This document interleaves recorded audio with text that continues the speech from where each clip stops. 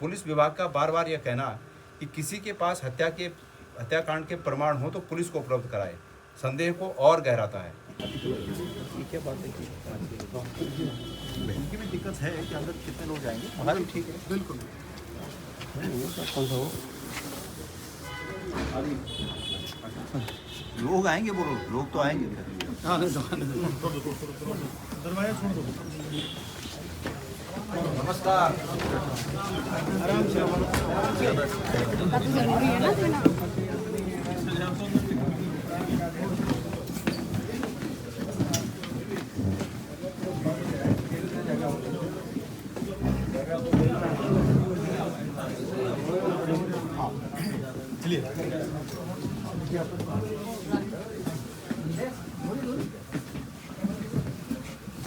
हम इसलिए आए हैं कि अंकिता भंडारी का प्रकरण आजकल आप जानते हैं चर्चाओं में, और उस पर अभी कुछ दिन पहले आपका एक वक्तव्य आया था जिसमें आपने तमाम बातें कही।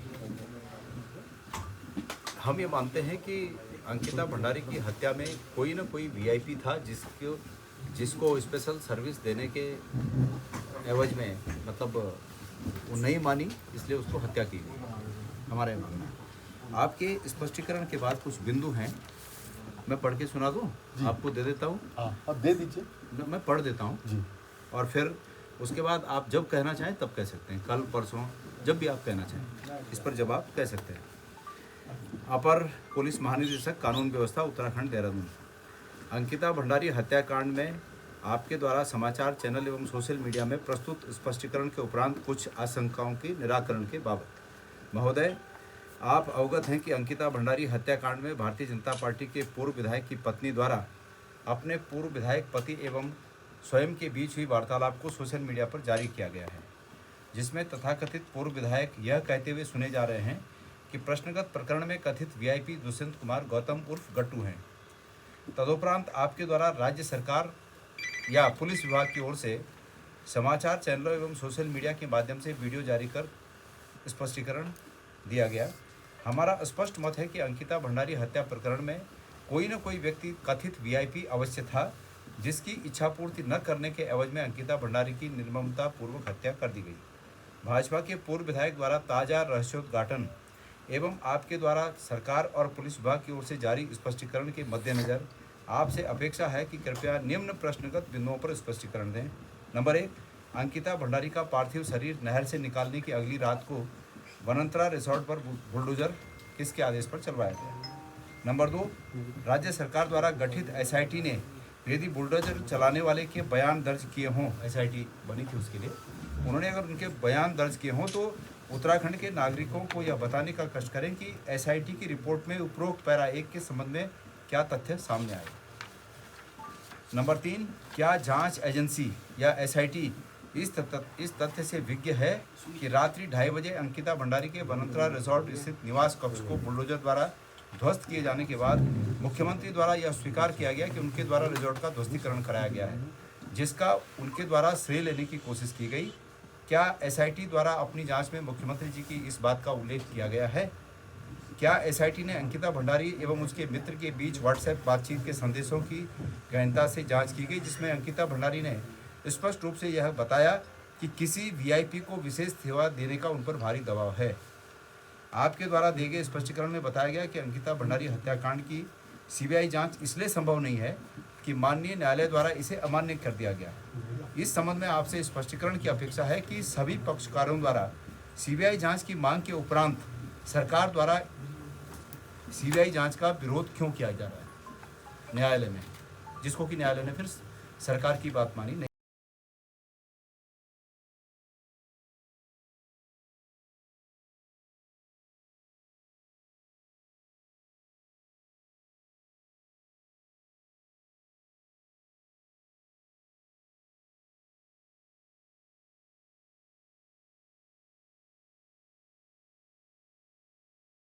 दिए गए साक्षात्कार में स्पष्ट रूप से कहा कि अंकिता भंडारी की गुमशुदगी के बाद जब वे पहली बार पटवारी चौकी में पहुंचे तो पटवारी द्वारा उन्हें धमकाकर चुप कराने की कोशिश की गई और उनके इन आरोपों पर ब्रैकेट में है जिसमें उन्होंने यह कहा कि पटवारी द्वारा मुझ पर दबाव बनाया गया कि मैं आरोपियों के पक्ष में बात कहूं और अंकिता की हत्या को आत्महत्या मान लूं।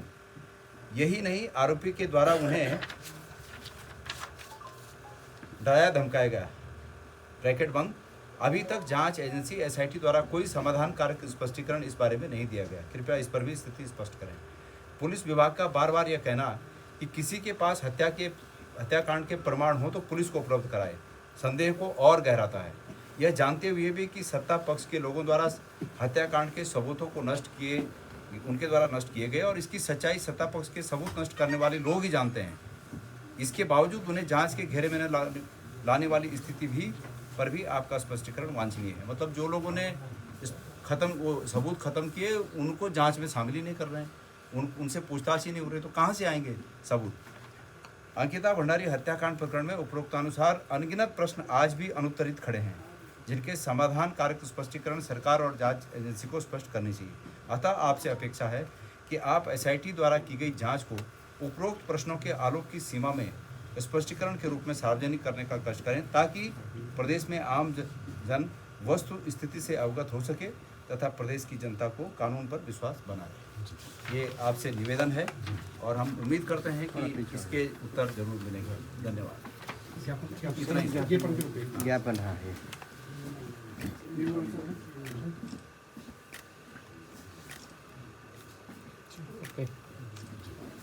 Thank you.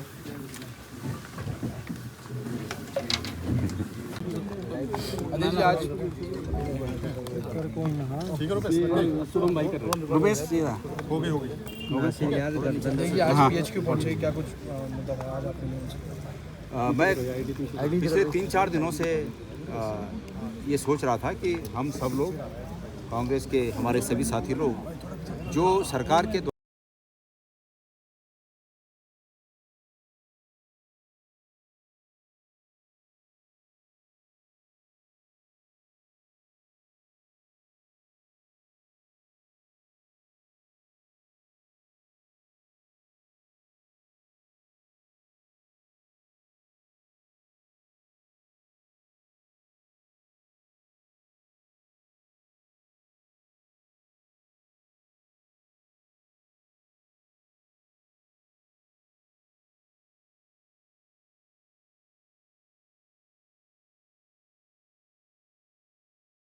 वहाँ उस कक्ष को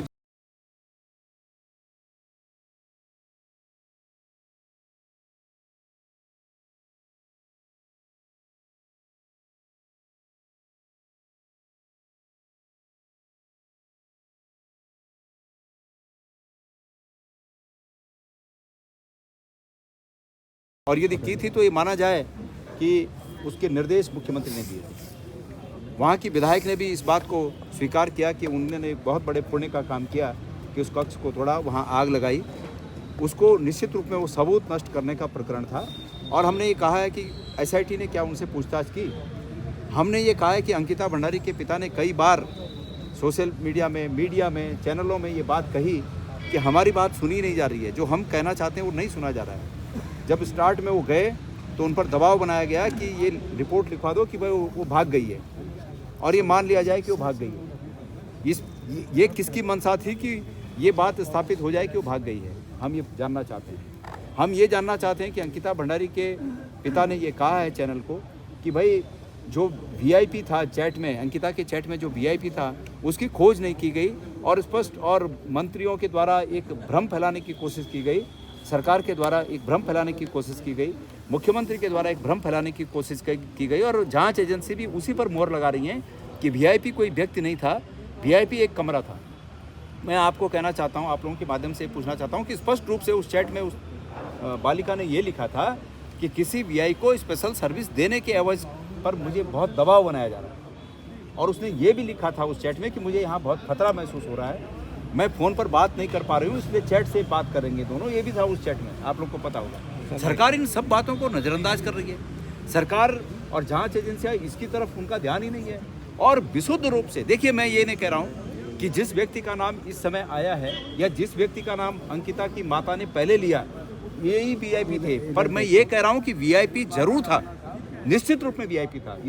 ये बात शक से परे है, इस पर कोई शक नहीं है कि इस प्रकरण में कोई वीआईपी नहीं था। वीआईपी था और जिसको आज तक सरकार बचाने की कोशिश कर रही है। भाई, इस देश में तमाम प्रकरणों की सीबीआई जांच हुई और हमारी मांग है कि सीबीआई की जांच में सिर्फ सीबीआई की जांच नहीं, सीबीआई की जांच अगर सीबीआई की जांच हो तो इस शर्त के साथ हो कि सुप्रीम कोर्ट के किसी माननीय न्यायाधीश की अध्यक्षता में सीबीआई जांच हो, और अगर सरकार पारदर्शी है तो सरकार सीबीआई की जांच को ऐसे अध्यक्ष की अध्यक्षता में कराए जिस पर कि हम लोग विश्वास व्यक्त कर सकें। हम कहें कि इन जजों के अध्यक्षता में ये सीबीआई की जांच हो, कराए ना। देश में इतने कांड अतीत में जब हुए, सीबीआई जांचें हुई, कोई बड़ी बात तो है नहीं कि सीबीआई क्यों नहीं करानी चाहिए।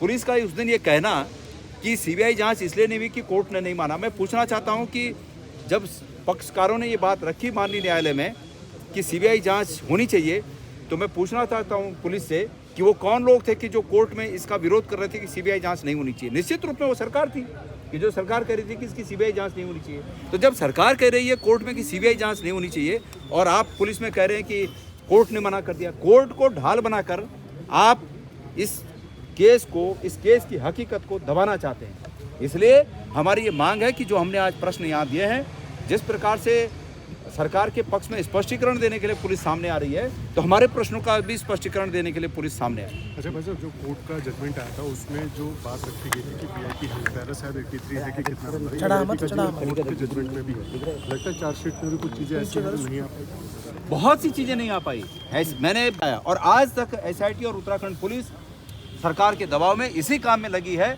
कि किसी प्रकार ये बातें गौण हो जाएं, जनता के जेहन से मिट जाए। कोई वीआईपी नहीं, कोई कमरा था, ये स्थापित हो जाए। पहले तो उन्होंने स्थापित करने की कोशिश की कि वो लड़की भाग गई, ये स्थापित करने की कोशिश की। वो तो जब उस लड़की के मित्र ने ये बात सार्वजनिक की कि उसकी चैट मेरे साथ ये हुई थी और उसने सोशल मीडिया में इसको सार्वजनिक किया, तब दबाव पड़ा कि भाई इसका मतलब है कि इसकी हत्या हो गई और सरकार को मजबूरन उसको खोजना पड़ा।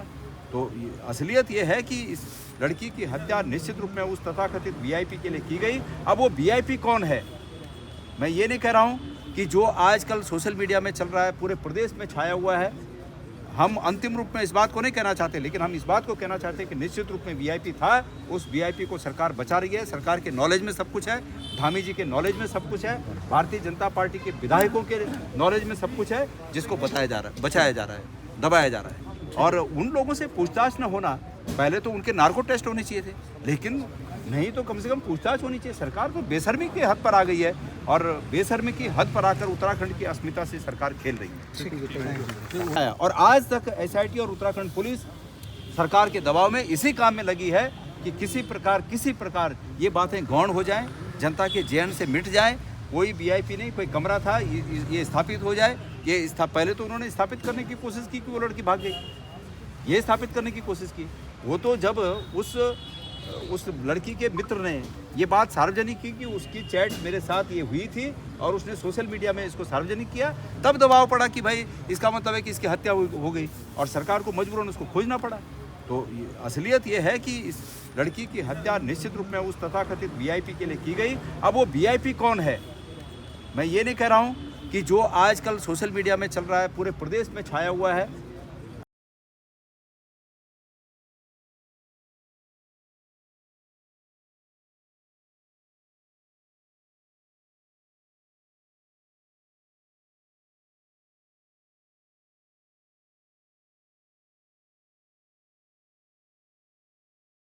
चाहिए थे, लेकिन नहीं तो कम से कम पूछताछ होनी चाहिए। सरकार तो बेशर्मी की हद पर आ गई है और बेशर्मी की हद पर आकर उत्तराखंड की अस्मिता से सरकार खेल रही है। सरकार ने जानबूझकर असहज स्थिति पैदा की। माननीय न्यायालय में जो प्रकरण चल रहा था उसमें सरकार को ही पहले तो प्रभावितों को पक्षकार बनाना चाहिए था, जो सरकार ने कभी आवश्यकता नहीं थी। अब चूंकि एक सेमी फाइनल, मतलब ये फाइनल ऑर्डर नहीं है, प्री फाइनल ऑर्डर है सुप्रीम कोर्ट का, और सुप्रीम कोर्ट ने ये कहा है कि वहाँ पर जो खाली ज़मीनों का ब्यौरा उपलब्ध कराया जाए। तो सरकार को जो प्रभावित होने वाले लोग हैं उनसे वार्ता करनी चाहिए थी और ये कहना चाहिए था कि ये आदेश इसी सीमा तक है और ये खाली ज़मीनों का ब्यौरा हम भेजेंगे, इसका नाप जोख करेंगे हम। आपको कोई रिहायशी इलाके में जिनके मकान हैं उनको कोई नुकसान नहीं होगा, कोई इस पर कोई आपको कार्रवाई नहीं की जाएगी। सरकार को पहले ही कहना चाहिए। सरकार ने तत्काल वहाँ फोर्स भेज दी, लोग चिंतित हो गए। तो ये सरकार का किया हुआ है, सरकार का क्रिएशन है। मैं कल वहाँ गया था और आज हमारे 2 वरिष्ठ नेता लोग वहाँ गए हैं, उन लोगों की स्थिति का जायजा लेने के लिए, उन लोगों से वार्तालाप करने के लिए वहाँ गए हैं। तो हम कांग्रेस के लोगों ने उन्हें आश्वासन दिया है कि अगर उन्हें कानूनी सहायता की आवश्यकता पड़ी तो हम उनके लिए खड़े हैं। सरकार ने जानबूझकर असहज स्थिति पैदा की। माननीय न्यायालय में जो प्रकरण चल रहा था उसमें सरकार को ही पहले तो प्रभावितों को पक्षकार बनाना चाहिए था, जो सरकार ने कभी आवश्यकता नहीं की। अब चूंकि एक सेमी फाइनल, मतलब ये फाइनल ऑर्डर नहीं है, प्री फाइनल ऑर्डर है सुप्रीम कोर्ट का, और सुप्रीम कोर्ट ने ये कहा है कि वहाँ पर जो खाली ज़मीनों का ब्यौरा उपलब्ध कराया जाए। तो सरकार को जो प्रभावित होने वाले लोग हैं उनसे वार्ता करनी चाहिए थी और ये कहना चाहिए था कि ये आदेश इसी सीमा तक है और ये खाली ज़मीनों का ब्यौरा हम भेजेंगे, इसका नापजोख करेंगे हम। आपको कोई रिहायशी इलाके में जिनके मकान हैं उनको कोई नुकसान नहीं होगा, कोई इस पर कोई आपको कार्रवाई नहीं की जाएगी। सरकार को पहले ही कहना चाहिए। सरकार ने तत्काल वहाँ फोर्स भेज दी, लोग चिंतित हो गए। तो ये सरकार का किया हुआ है, सरकार का क्रिएशन है। मैं कल वहाँ गया था और आज हमारे 2 वरिष्ठ नेता लोग वहाँ गए हैं, उन लोगों की स्थिति का जायजा लेने के लिए, उन लोगों से वार्तालाप करने के लिए वहाँ गए हैं। तो हम कांग्रेस के लोगों ने उन्हें आश्वासन